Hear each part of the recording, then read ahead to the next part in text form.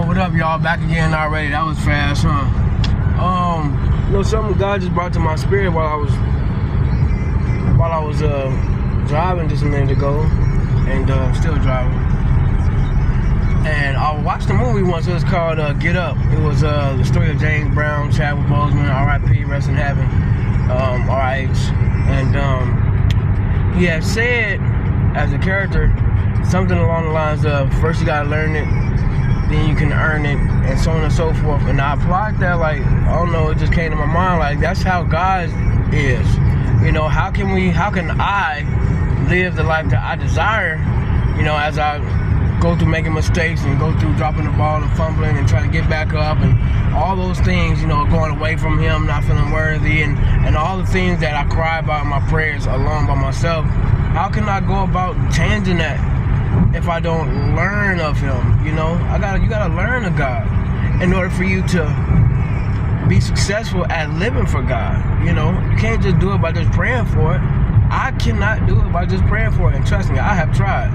You know, I have tried to feel good when I got up off my knees praying and really reaching out and crying to God and saying, this is going to be the one that changes it, this is going to be that, and then life gets to going, my flesh gets to flaring, and then of course those actions that start off as thoughts begin to shake my confidence in thinking that there's any even reason, or that it makes me hide from God, or that, you know, just numbs me to what it was that, you know, I have been doing with my life. So once I started to learn of God, and what I mean by learn, I mean once I started to open up that Bible, when I started to, and I've just been doing this for like the last month, like for real, if you want me to be honest, February the 28th, you know, once I started really opening His Word and reading it daily with intention, and then putting the prayer behind what I was reading and letting that just permeate, and I asked God to open it up, to quicken it in my spirit, I started to feel a change and much more confidence in being successful at the things that,